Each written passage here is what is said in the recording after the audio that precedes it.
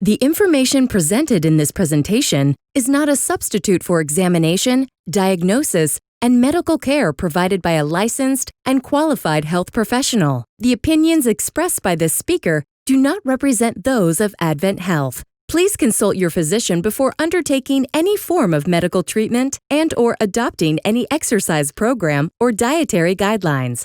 If you think you may have a medical emergency, call your physician or 911 immediately. Thank you for joining us for this Advent Health virtual seminar. We hope you'll find the material presented helpful and informative.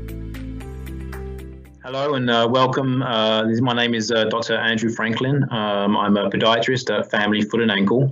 It's a pleasure to be here to speak with you today. A real honor to again talk at a Prestige 55 event. I've been here before, a little bit different format, of course, and now unfortunately we have to do it this way, but I hope it's informative and I hope you get some good information from it and I can help you in some ways. Okay, let's get started. Okay, so today I'm going to talk to you about the aging foot, how to maintain healthy feet, what to do to look after them, how you and I can help with that, and why it's important to look after your feet. What's the reasons why as we get older we have issues with our feet and what we can do to look after them. So before I go into that, I'd usually like to start with a little bit of information about myself. You may be able to tell from my accent I'm not from here. I'm from England. That's my house back in England. And I came via chemistry. I used to be a chemist. I have a PhD in organic chemistry. And I studied in England doing chemistry and then came to the United States as a postdoc at Florida State University in Tallahassee. I then actually met my wife and another event happened. I discovered feet. With that new discovery, I decided to change careers and I moved up north to Cleveland to start a doctorate in podiatry. I managed to graduate in 2014 and then a couple of years ago I moved down to Ocala, where my wife is from, to join Family Foot and Ankle with two other physicians. That's where I am currently. It's a local practice here in Ocala and not too far from Advent Health. So enough about me. Let's talk about your feet, okay? And why do we care about our feet and what can we do about them? So the reason why the feet are so important is because they pose risk factors to a number of major issues with the body: depression, diabetes, high blood pressure, inflammatory arthritis, obesity, osteoporosis, stress, and vascular ulcerations, to name just a number of those. So all of these things that we want to try and prevent or control, and some of the risk factors can be seen within the feet. So why do we want to look after our feet? Well, we want to keep moving. In all honesty, in my mind, keep moving results in quality of life, and the quality of life is defined by maintaining our independence, our dignity, and our self-esteem. All of that can be strongly correlated with our ability to be mobile. To be mobile, we need to look after our feet. I like to show this slide in terms of the power of walking, just to relay to you the importance of being mobile. A couple of cases here, studies showing that walking 1 hour a day or more resulted in considerable decreased rates of mortality to people over the age of 80. In addition, walking regularly in older adults can decrease the development of physical disabilities by 41%, and that's just by walking. So again, it's very powerful, and we want to try and prevent these things that can cause issues to the feet. So our aim, in my mind, should be to maintain quality of life. We can do this by remaining mentally alert, physically active, and active within the community. We want to prevent complications, maintain mobility and ambulation, and we want to prevent or control the serious diseases such as diabetes, peripheral arterial disease, arthritis, and falls. So how can we maintain mobility? This is where we start looking at those disorders associated with the feet. And we'll go into a number of these disorders: diabetes, vascular disorders, lower extremity swelling, edema, and then more mechanical issues such as metatarsalgia, bunions, hammer toes, heel pain, and even fungal toenails. All these things that can be associated with issues with the feet. So we start with the metabolic disorders first. When I talk about these, the main one is diabetes. Diabetes is a profound issue globally, and especially within the United States. It can be considered a pandemic such as what we're dealing with right now, and it is a global pandemic. 123 million people in 2017 had diabetes, and that's likely to double by 2045. The reason for this is believed to be this global shift to a more Western diet. China, India, and USA have all shifted to this freely available, cheap, high carbohydrate, high sugar, high salt diet that can contribute to diabetes. It's so profound. 1 in 4 people over the age of 60 that will have type 2 diabetes. So 25% of people over 60 type 2 diabetes. It's an important cause of premature death and disability. The issue with diabetes is profound in itself. When we add that to the aging population, we get this combination which can be very detrimental. I'd like to show this slide again. It shows you the sphere of disorders that can be associated with the combination of aging and diabetes. First and foremost, fall and fractures. When we have hyperglycemic events from diabetes or diabetic retinopathy, when we can't see as well as we used to, we get muscular atrophy. So walking in itself become very difficult, become prone to falls and fractures. Fractures in themselves can be very detrimental. Hip fractures in patients over the age of 65 will have 3 times the risk of mortality. Again, we want to prevent these in the first place, and by doing that, we want to control the diabetes. There is a strong correlation also with cancer. There's been study after study showing association with endometrial cancer, colorectal cancer, thyroid cancer, bladder cancer. To name just a few. Strong correlation between these. You're more prone to develop these uncurable diseases from the diabetes. And then we look at cognitive dysfunction. There's a strong correlation. I'll go into this a little bit later. There's a strong correlation between Alzheimer's and diabetes. As the numbers of diabetes has increased exponentially within the United States, so has the diagnosis of Alzheimer's. There's a strong correlation between those. And then we talk about disability, functional disability. When we talk about that, we talk about amputations. A lot of times with diabetes, I find in a position where I see patients that we have to go to the process of removing toes or limbs. The issue with that is the increased rate of mortality. So once we unfortunately start removing toes and such forth, we don't really stop, and the low survival rates associated with those. So once there's a strong correlation between when we start amputating to mortality rates, and again it's a very detrimental combination between aging and diabetes.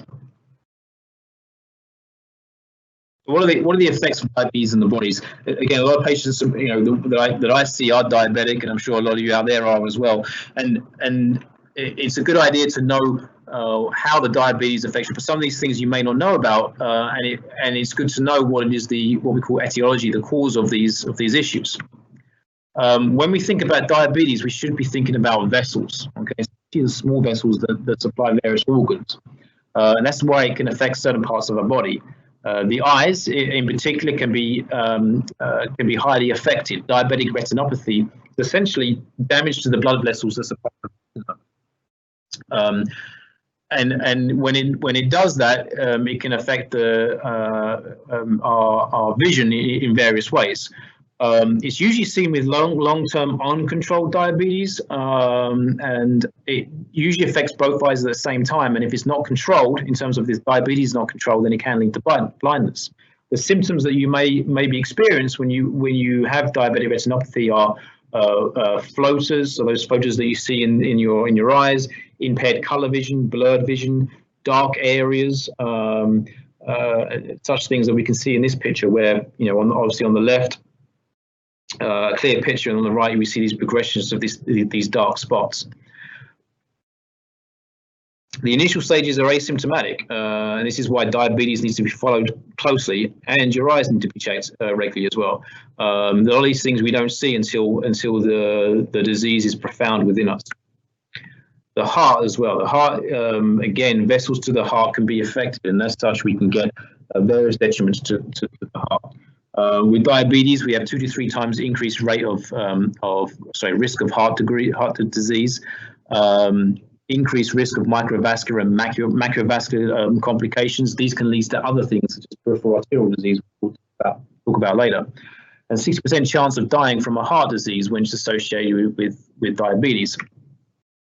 Some symptoms that you may experience are shortness of breath, swellings to the lower extremity, peripheral vascular disease, as I said, leg cramps, and then some more acute issues in terms of heart attack. You may experience chest pain, left arm pain, nausea, feeling faint and dizzy. These are things that need to be addressed straight away. The kidneys, diabetic nephropathy is a profound issue with diabetes. 1 in 4 diabetics, again, 25% of diabetics will have kidney disease in some form. And again, it's the blood vessels. The blood vessels that go to the kidneys can be affected and damaged by the high sugar levels, and as such, it can be detrimental to the function of that kidney. Again, if it's uncontrolled, if it's not treated, despite both the diabetes and the kidney disease, and it can lead to kidney failure, which would result on dialysis. Again, the kicker with this is they're mostly asymptomatic. These things are going on within your body and you don't even know it. That's why it needs to be checked by your primary care on a regular basis. Question for you out there. What organs use the most amount of energy in the body? The answer is the brain. The brain uses so much energy. We're always thinking, we're always, even when we're trying not to think, we have brain processes going on to maintain the function of our body, such as they use a lot of sugar. It needs a lot of energy. And with that association, there is growing evidence to suggest there's a correlation between diabetes and Alzheimer's. Again, as I said before, the rate of diabetes in the US has exponentially risen over the years. As such, so has Alzheimer's. The association is so apparent that it's sometimes coined type 3 diabetes. The association is not clearly known. There is arguments to suggest that there's a impaired insulin signaling to the brain, and also, again, blood vessel disease to the brain that may result in negative impact to cognition, mood, and metabolism. Sadly, it's a progressive and fatal brain disease. There is no cure at this point. And again, it's strongly associated with diabetes. I like to again, a lot of people are concerned about the progression or the development of Alzheimer's. There's a couple of things that you can check with your loved ones as to what they may be experiencing. The 10 typical signs of Alzheimer's would be regularly repeating questions, start writing notes around the house to remind oneself, difficulty with everyday tasks, things that were normally straightforward become difficult, trouble following storylines. You may be an avid reader, and then you find that you can't read long stories anymore, or even following a movie. Trouble finding items, getting lost often, difficulty in communicating, focusing on or difficulty in focusing on one thing, changes in mood, and behavior worsens at night, which we call sundown effect. The complication with this is that some of these things may be associated with normal aging, so it's important to try and differentiate between the two. It's okay if if you make a bad decision once in a while, if you miss a monthly payment every now and then, if you forget, for example, what day it is but remember later, when you lose things from time to time. We all do that regardless of our age, to be honest. It becomes more of a question when these things become more repetitive and progressively worse. Second question, what is the largest organ in the body? The answer is the skin. Skin is an organ. Obviously, it covers our whole body and therefore is the largest organ in the body. When we think about skin with diabetes, we think about neuropathy. Again, blood vessels are damaged with diabetes. There's too much sugar in their blood. That sugar destroyed blood vessels, and then you have to think about where those blood vessels are going. The vasa nervorum, which is the blood vessels to nerves, essentially die, and with that becomes nerve damage. So very common with diabetes, we see peripheral neuropathy, which is where we get pain, numbness, burning to the legs, feet, and hands. The longer you have diabetes, the longer you have to control that blood sugar in your system, the greater the chance of getting nerve issues. The symptoms are said: numbness, burning, tingling, sometimes shooting pain. The real risk when we think about it with diabetes is when that symptom becomes so profound that you are unable to have the sensation for your feet. At that point, there's high risks for ulcers, infections, imbalance, and falls. The problem with ulcers is that, again, they become chronic, they become infected, and a lot of patients don't seek help until it becomes too late. If that infection gets into the bone, that's when we start talking about amputations, and we've already talked about how these amputations can result in high mortality. It's not only just the sensation, though. A lot of the autonomic nervous system that can be affected deals with things that we don't even think about: digestion, bladder control, heart rate. All of these things can also be affected when the nerves are affected with diabetes. So it's paramount to really get good blood sugar control. We want to prevent the delay of nerve damage. A lot of times patients will ask me, well, can I reverse those symptoms? A lot of times that cannot be done. What you have at the point is really what you're left. But we want to prevent the progression of these symptoms to the point where it becomes essentially pathologic. So it's important to check your feet daily. Always wear shoes. See a podiatrist regularly and a neurologist to evaluate the real cause of the neuropathy. As I said, as we get older, the risk of neuropathy comes into play. So as you can see on this chart, the numbers of neuropathy or patients with neuropathy increases significantly as we get over 60.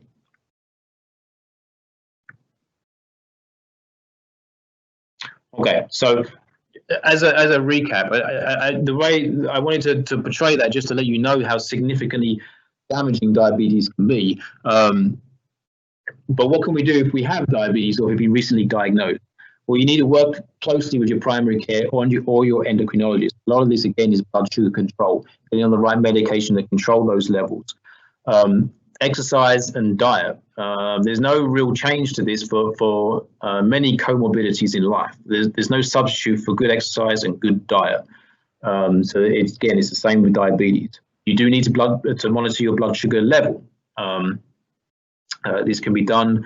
Again, it should be done daily, regularly, every day, to see where your blood sugar levels are. You should also monitor your blood pressure.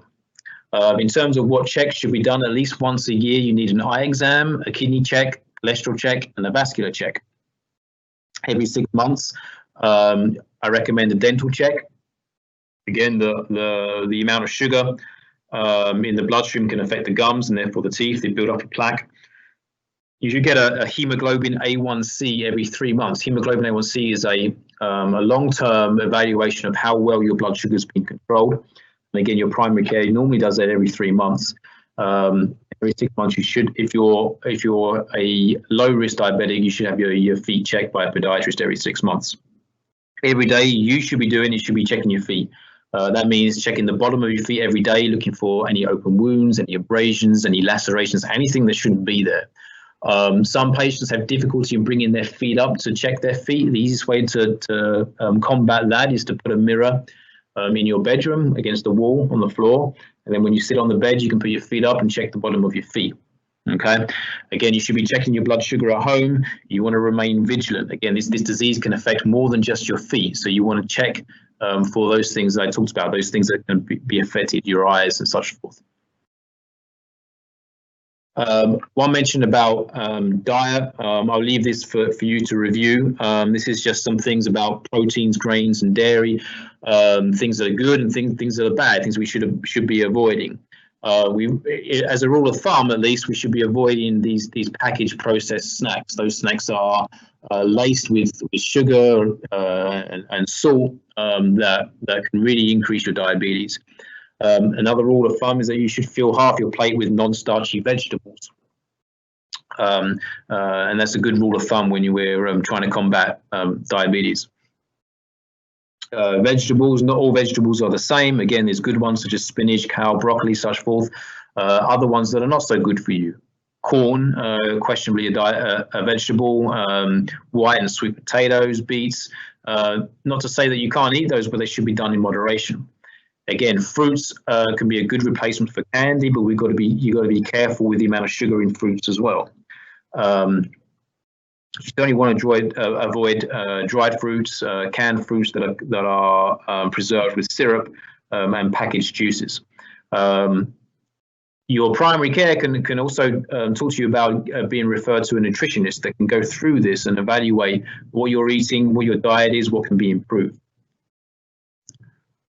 So this veer away from diabetes and talk about other metabolic diseases that can be associated as we age. Peripheral arterial disease is very profound. It's now essentially narrowing of the arteries, reduced blood flow to the limbs, so that our arteries get plaque buildup, which can lead to minimize blood flow to the extremities to the point where it can be extremely detrimental. Some symptoms that you may be experiencing if you're not getting sufficient blood flow to the legs would be pain and cramping to the legs when walking. We call this intermittent claudication, and basically that's a symptom by which you may be walking a couple of blocks and then you find this tightness to the back of your calf, pain to the back of the calf. That's resolved by you resting. You rest for a few minutes, it kind of releases, it gets softer, less tight. You start to walk again, and the same scenario happens again. That's a strong indication that there's not enough blood flow to the muscles of the lower extremity because of peripheral arterial disease.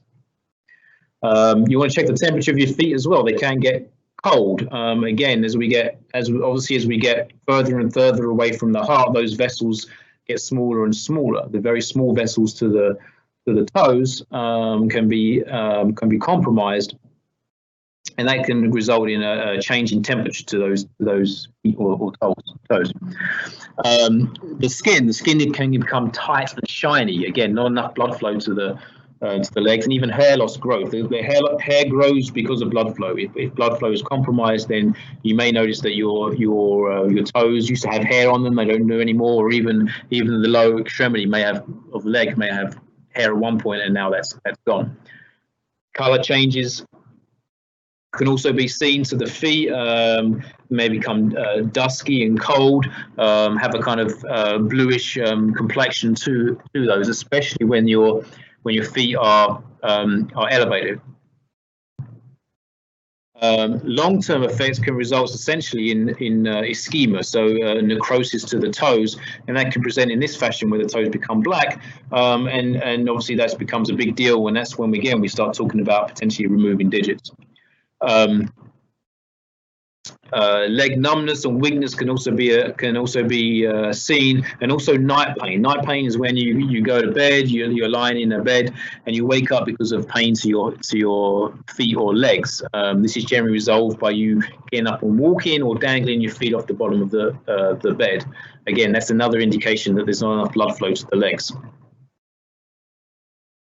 And then at the very end there, stroke and heart attack also can be associated with peripheral arterial disease as well. So what can you do? First and foremost, if you're a smoker, you essentially need to quit smoking. Again, there's been many studies that show there's a strong association with build up of plaques, inhibition of blood flow because of smoking. Berger's disease is also an association with the vascularity being affected by smoking. Exercise and diet. Here it is again. The act of exercise can create blood vessels if they're compromised. Can increase blood flow to the original blood vessels. Diet, again, a lot of plaques being formed is from poor diet, and you need to control your diabetes as well. You want to see your primary care physician. You want to see a podiatrist if you're experiencing those symptoms to the lower extremity, and also your cardiologist. In terms of medication, there can be blood pressure medication, cholesterol lowering medication, and also medication to thin the blood to let it flow a little better. There's also interventions that can be done with a vascular cardiologist, where they can do angioplasties, where they open up vessels, or even stents. Now, if you're not having symptoms, it's still good to be screened by a cardiologist to assess that blood flow. If you're over 65, you should get that done. And if you're over 50 and you have a history of diabetes or smoking, that should be done at least once a year. Chronic swelling, again, this can be seen as well in the feet. There's a number of reasons why this can be done. Well, sorry, another reason why this may be seen. A lot of times when it's pitting edema, when you're able to put pressure on the area and you see a pit where your pressure was from a finger, that's what we call pitting edema. A lot of patients will see this in the morning, that it's better because you've been flat in the bed. A lot of the fluid from the legs has gone away, and then throughout the day they're standing or sitting, and basically the blood flow will pool in the legs, and the edema will get, or the swelling will get worse. You can have lymphedema as well. Lymphedema as well, which is non-pitting edema, which is more to do with the lymphatic system that may be compromised. In terms of venous insufficiency, the reasons for the swelling is basically the venous system. The way the blood pumps up back to the heart uses a valve type system, and when that blood pumps up, the valves close and hold that blood to that position and then pump up again. As we get older, those flaps in those veins don't work so well, so the blood flows up and then flows down again, and eventually pools to form the pitting edema. Lymphedema, as I said, blockage in the lymphatic vessels will also show swelling in the legs. Again, this is associated with a non-pitting edema. It can also be seen with congestive heart failure and kidney dysfunction. Also, it can be seen with a history of fractures. A lot of people with motor vehicle accidents with tibial or femur fractures will result in long-term swelling to the lower extremity. The biggest risk with this swelling is ulceration. So if more and more fluid builds up within the legs, eventually the skin will break down. Fluid needs to go somewhere, so it comes out through the ulceration. A lot of times these are superficial, but they're very hard to control because they essentially act like balloons and water balloon, and water is still coming out of those.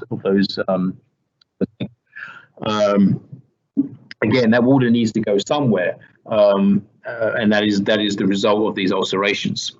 Now, if you have unilateral, if you have one side pain, usually to the back of the leg, and also with shortness of breath or chest pains, then that needs to be seen immediately. That's potentially a medical emergency, as you may have a blood clot. But that's different from what we're talking about in terms of the circumferential swelling that you may see in the legs. So what can you do if you have swelling to those legs? The mainstay usually is diuretics, so water pills that can help reduce that fluid, compression to the legs, and elevation. Compression is very effective in getting rid of the fluid. Compliance is the issue with those compression stockings. They are very hard to get on with some patients. It is difficult. They do retain heat, so it's difficult in the climate that we have here in Florida for patients to use them all the time. There are things such as stocking donners that can help patients get those on if they live by themselves.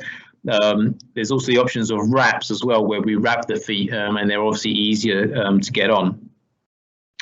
You also want to elevate your feet as much as you can. ideally above heart level. This is easiest done when you're sleeping in a bed. So you're flat in a bed. You can put a pillow underneath your heels, and obviously your legs are therefore elevated greater than the level of your heart, and that will get rid of some of the fluid very effectively. Walking can also help. Running, any form of exercise will help. The muscle action of those muscles will pump that blood back up, that fluid back up to minimize the swelling. You also want to minimize the dependent positions you see in this picture here. So again, a lot of patients will sit on their sofa or their recliner, but with their legs down. That's very detrimental to getting rid of this fluid, and again, that can result in increased fluid to the legs, which can result in ulcerations. You want to talk to your primary care. Again, they can direct you potentially with diuretics. And also, vascular surgeons can do ablation sometimes to remove those superficial veins. I myself and a primary care can also prescribe compression stockings, wound care through a podiatrist or a wound care specialist. Again, if they do ulcerate, lymphedema can also be helped with massage therapy, which can again reduce the swelling to the legs. So that was a little bit about metabolic issues, and I want to change track into talking about more mechanical ailments that you may have, and issues that are associated with the feet as we get older. First and foremost is metatarsalgia. Metatarsalgia is essentially pains of the ball of the foot. I see a lot of patients that come in the older population that complain just general pain when they're walking to the area associated with the ball of the foot. A lot of times that's associated with something called fat pad atrophy. So as we get older, our fat pad, the cushion on the bottom of our foot, dissipates, goes away. And as such, the bones underneath become more prominent, and obviously when we walk on those, they become more painful. It can result in pressure to those areas, results in pain, and then callousing to those areas as well.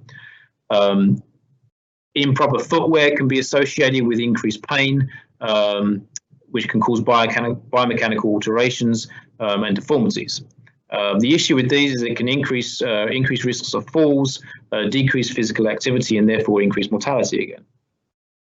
So what can you do if you have sore feet in that area? You want to inspect your feet to see indeed if that's the case.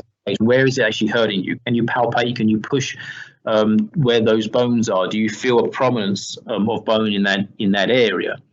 Again, the fat pad atrophy is a natural phenomenon. So we have to compensate in some way. So we want to inspect our shoes. Do they fit right? Do they feel comfortable?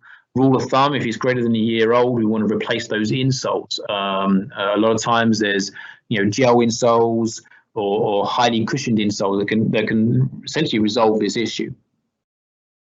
We want to moisturize our feet as well. Those calluses are again a natural product of overt pressure on these areas. Again, they can cause the skin to become tight and thickened and eventually break down into ulcerate. So we want to moisturize our feet to make sure our skin is nice and soft and elastic and supple. Urea is a very good, what we call keratinolytic. It eats away at the keratin, which is what the callus material is made of. So a urea-based moisturizer is preferred when we're moisturizing for this issue. A podiatrist can do callus debridement. You may need a over-the-counter insert or even a custom insert. Offloading pads can also help, and sometimes surgery. Sometimes there's a reason for the prominence of those bones, and we can alleviate that prominence by surgical intervention. Bunions or hallux valgus is the technical term. Bunions is a very common disorder, 74% prevalence in older adults.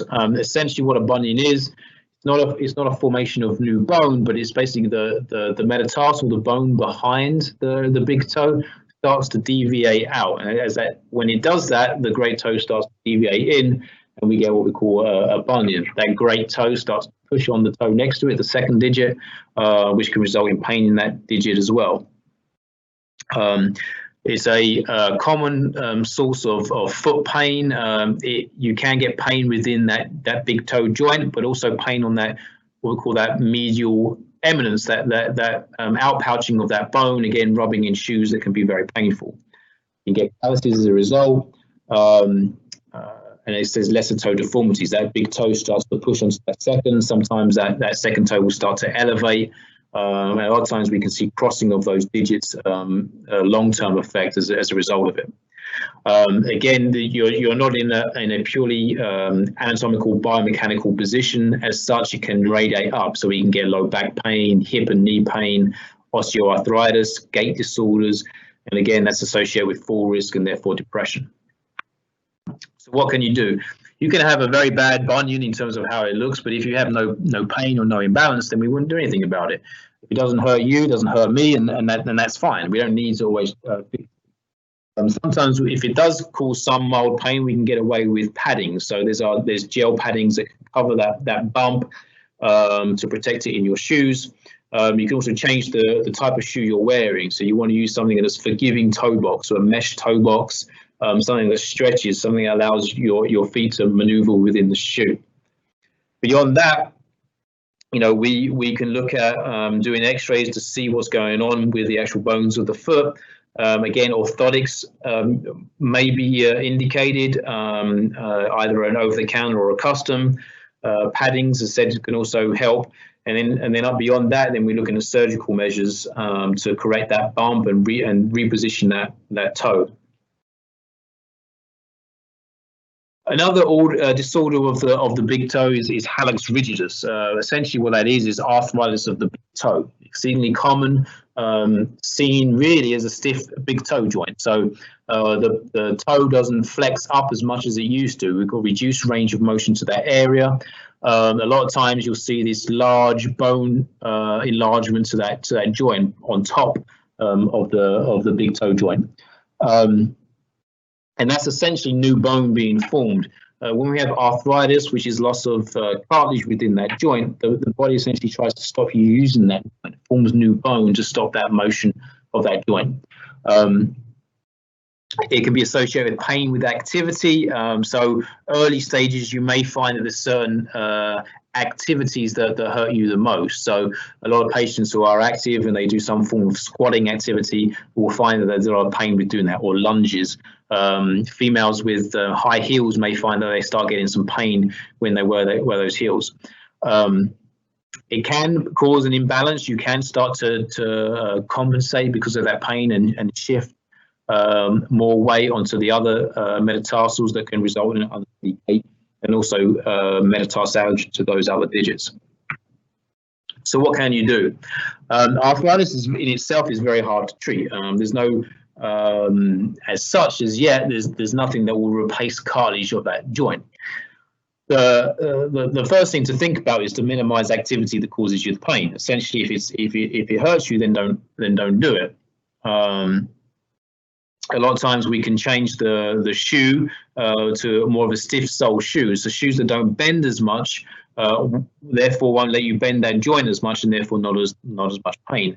There's also rocker bottom shoes that allow you to ambulate in a rocker bottom manner, which doesn't cause too much stress on that joint. Again, with the formation of new bone, you may find pain on the top of that area, and we can compensate with using a wider toe box with a mesh, again, that would be more forgiving with those issues.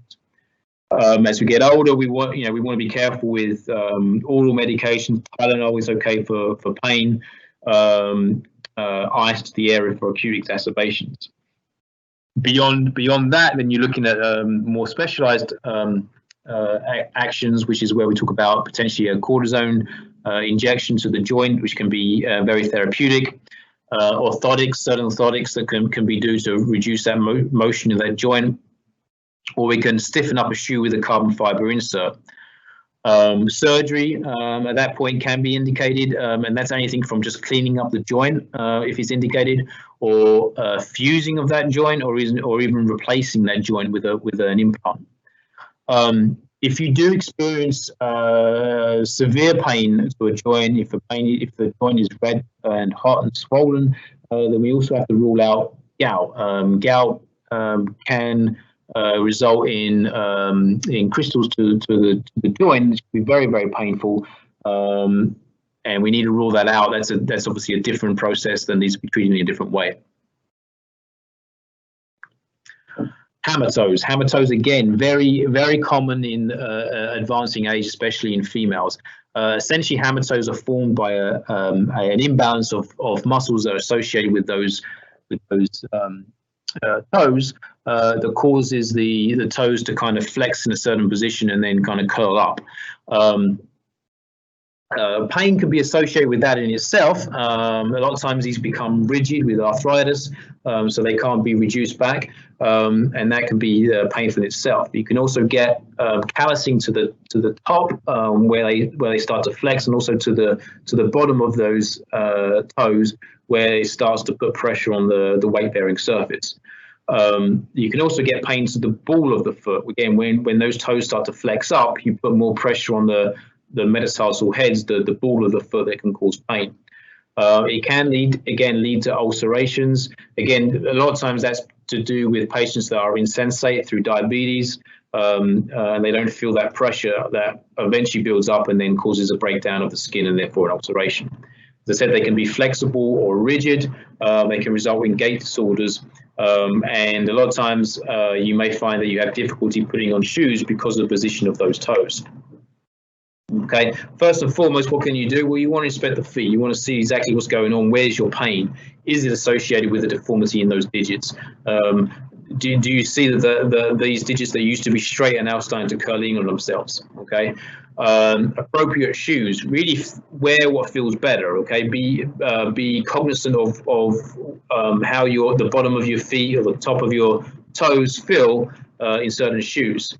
Paddings can also help. Some people just need a band-aid. They just need a little bit of coverage on those areas to prevent rubbing in their shoes, and that may be all that they need. Again, a moisturizer, a keratinolytic moisturizer, can help with callus formation. And then a podiatrist can do other things such as debriding those calluses. Again, padding such as gel toe caps, orthotics, again, to offload or accommodate certain areas. Surgery, so hammer toe repairs can be done, and also ulcer care if it progresses to that point. Heel pain is exceedingly common. A lot of patients associate it with heel spurs. It is a condition usually called plantar fasciitis. The plantar fascia is a thick tissue that runs from the heel of a foot to the ball of a foot and helps maintain our arch. A lot of times when what we call pronate, when we collapse our arch too much, we put too much stress on that plantar fascia, and we get these little sharp pains from essentially micro tears to the plantar fascia in the bottom of the heel area. You can get the formation of heel spurs with this. This is usually a chronic phenomenon with plantar fasciitis. But usually the heel spur in itself is not what's causing the pain. It's what's attached to it, which is the plantar fascia.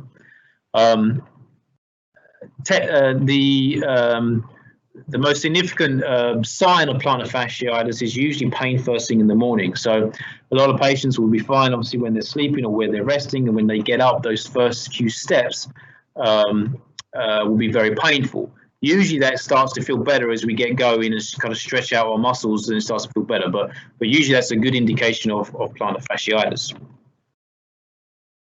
About 99% of plantar fasciitis can be treated non-surgically, and the way to treat these first and foremost is to stretch. And when we're stretching, we're actually focusing on our Achilles tendon. So you can see the lady in the top right there, when she's kind of stretching against the wall, you're kind of pushing down on that heel and stretching all the muscles called the gastrocnemius muscles that associate with your Achilles tendon. So we want to do that. If we stretch out those muscles, we're not going to cause as much pronation of the foot, and therefore less stress on that plantar fascia. There's really no limit to the amount of stretching you do, as long as you do it in a controlled manner. The more stretching I find that you do, the quicker the plantar fasciitis will go away. Inserts can be very good as well, but you have to be careful. Not all inserts are the same. They need to be rigid. It needs to be something that puts pressure on that arch to elongate that fascia. If it's just a cushioned insole, it's going to feel good straight away, but it's not going to start to treat the condition, and the pain will remain. You also want to use ice. This is an inflammatory process, so the easiest way to do that is get a water bottle, put it in the freezer, take it out when you're sitting down watching TV, roll it on the bottom of the foot in the area where it hurts, and that can help decrease the inflammation. It's also good to massage that area as well. The act of massaging with a tennis ball or a golf ball right in that heel area where it hurts. The reason for doing that is it can break down scar tissue and also increase blood flow to the area, which again is very therapeutic for the treatment of plantar fasciitis. Other things that we can do as a podiatrist is that we can do x-rays. A lot of times heel pain is associated with plantar fasciitis. It may also be a stress fracture to the heel bone, the calcaneus, and that's when x-rays come in just to make sure that that's the true diagnosis. Orthotics can help, again, as I said, arch supports, a rigid arch supports that elongates that plantar fascia can be very helpful as well. Oral medications, anti-inflammatories also help. Steroid injections, injections of a cortisone steroid into the area of inflammation, into the area of that plantar fascia, can be very helpful. It's not usually a replacement to everything else, the stretching to the inserts, but it can help get you out of that chronic phase of inflammation. Night splints are also effective. That's a kind of a contraption that you wear at night that basically keeps the foot at 90 degrees and stops that pain first thing in the morning. Taping can also be done, and surgery eventually. If again, a lot of times these are resolved with non-surgical measures, but sometimes we need to, and that can be done minimally invasively or as a small open procedure to just release the medial band, just the first band of that plantar fascia. It's a very simple procedure and can be very effective.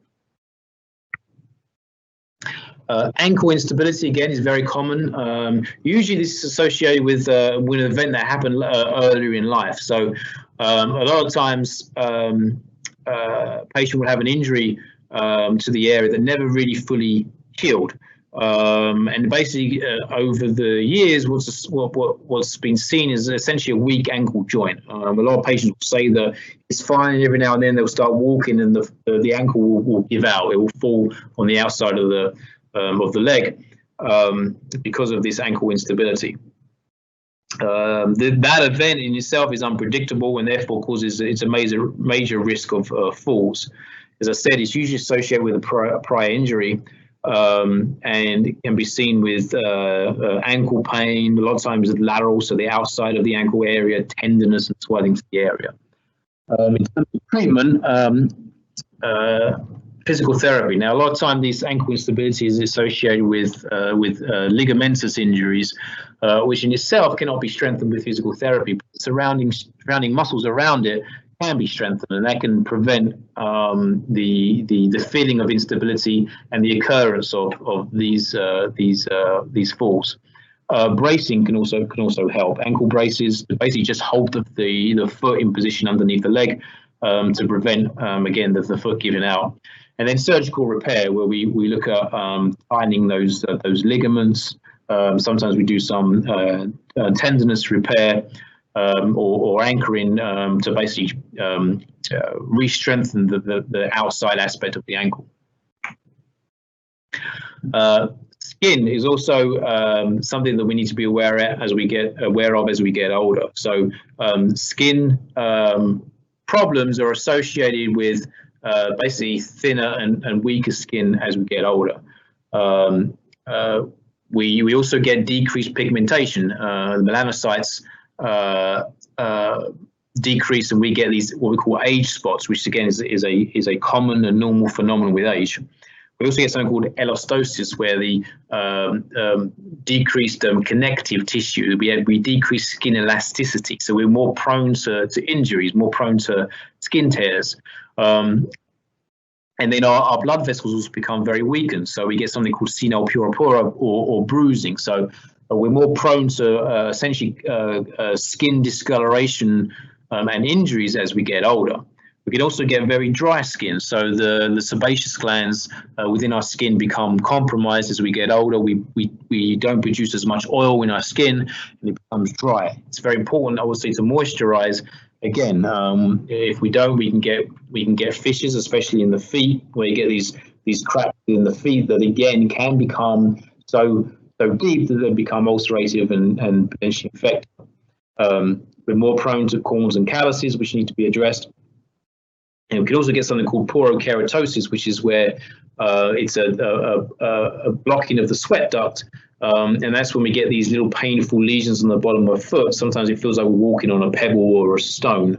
And again, the risk of getting these is increased with aging. Athlete's foot, fungal infection of the feet is also seen with dry skin. This is associated with red, flaky, itchy skin. It's very common. It's actually easily treatable a lot of times with over-the-counter athlete's foot cream. But again, we have more chance of this occurring as we get older, unfortunately. So what can you do? As I said, you need to moisturize. Again, we need to supplement what our body's not doing. And again, moisturizing regularly, at least once a day, can help with that. Callousing, we can use like a pumice stone to decrease those areas. Again, we want to protect those areas that do callus with cushioned and gel inserts. And as I said, with athlete's foot, we usually over-the-counter athlete's foot cream is effective. Other times we can do a prescription for athlete's foot, but it's relatively easy to resolve athlete's foot. In terms of what a podiatrist does, we evaluate the skin. Sometimes discoloration to the skin is something that needs to be investigated further, and we do biopsies to essentially rule out malignancy of those areas. Calluses we would debride, and again, antifungals can be prescribed if needed. So lastly, let's talk about toenails. Toenails can, again, as we get older, there are things that can be associated or be seen more regularly with toenails. First and foremost, nails grow slower as we get older. So a lot of patients will say, well, my nails don't grow as quickly as they used to. That's, again, part of normal aging. They don't tend to grow as quick as they used to. You do also have an increased risk of ingrown. So nails start to incurvate, curving on the sides a little bit more, which can dig into the skin, resulting in an ingrown. We also can get something called what we call subungual hematoma, which is essentially a bruise underneath the nail. Again, we're more prone to that as we get older, usually because more patients are on blood thinners. So you require less of a traumatic event to get this issue. Also see ridges splitting in the nails, and then painful fungus in the nails as well, where they become discolored, thickened, and brittle. What can you do? So subungual hematomas, those bruising underneath of the toenail. A lot of times, if it's not painful, we don't have to do anything about them. They will resolve in times themselves. We want to make sure what's causing that issue.